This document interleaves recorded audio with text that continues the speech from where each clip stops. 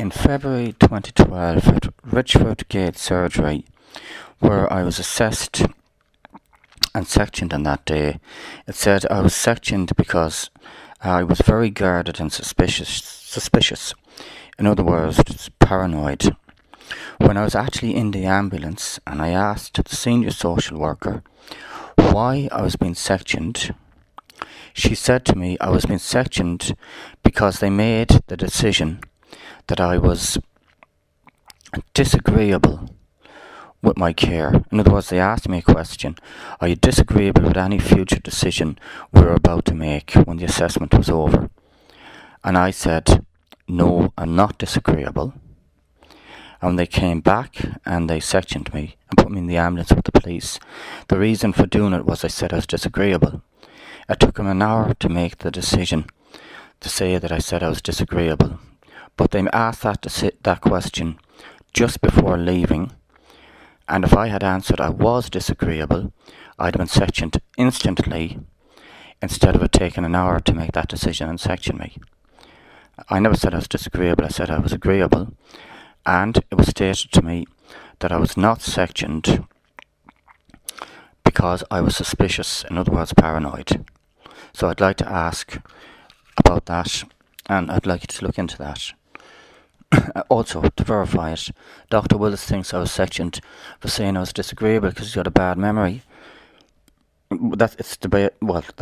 He might have in fullness of time, he might remember properly or whatever, but the bit about me being sectioned for being paranoid, if he thinks I was sectioned for being disagreeable, and that's the reason, where does the whole thing about being paranoid come from, or suspicious? It says here in, I believe you call it the same issue that I was on before, that I fired my consultant in 2006 for irregularities.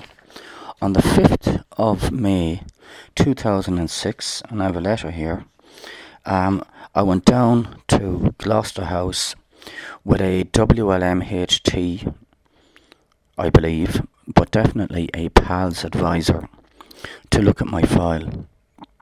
Now, we found the financial irregularities, and the reason for going there, a record of that would be with the PALS advisor. However, although technically speaking, I went down to look at my file because I figured out my bank details were in there, namely speaking because I questioned Dr. Qureshi about how she knew something and she told me, and they shouldn't have been there because somebody sent it to her and they shouldn't have sent it to her. Anyhow, the bank details is only a technical wrongdoing. The real reason I fired her was because in the previous consultation I had with her, she started telling me she was talking to my father.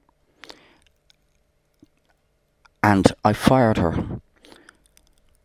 The real reason for talking to my father. And I didn't know about it until then. And I don't think she's supposed to be talking to my father. And even if she is, I felt so horrible about it, I fired her. And that's the reason.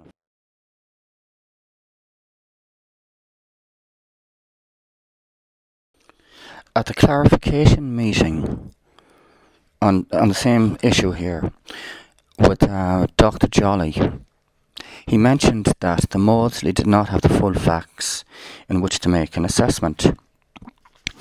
Reading out here, it says that no attempt appears to have been made by staff involved in the Maudsley assessment to thoroughly review the records of my past contact with psychiatric services. Now that's in the written report into the complaint. Thoroughly review the records of past contact. In other words, they don't have the full facts. What he's saying basically is he's undermining the assessment of the Maudsley because it didn't have the full facts. I would like him to get on to the Maudsley and to question them whether or not they had the full facts, and to put to them that he thinks that their assessment is to be undermined, and to explain why to them, or to come up with an explanation.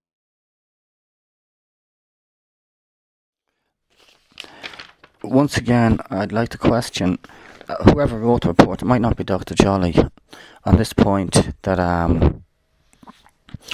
I answered in the affirmative when asked whether or not I heard voices at the Maudsley. Now, I don't even know what that means.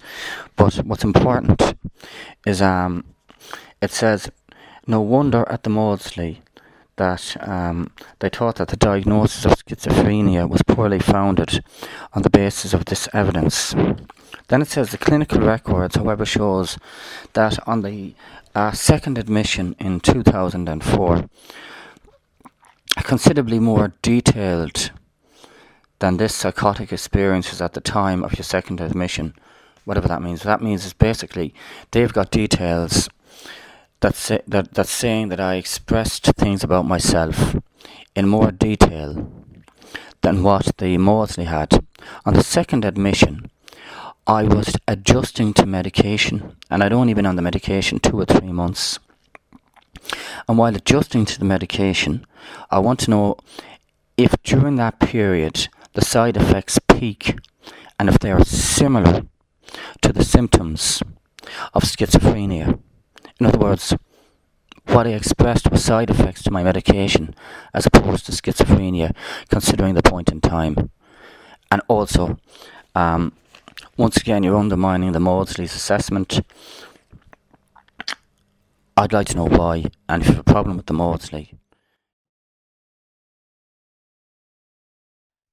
It says here, Dr. Phelan stated that he was aware at the time that when I was supposed to have been put down on record as experiencing delusional beliefs, that these delusional beliefs may have represented realistic concerns regarding experiences with neighbours.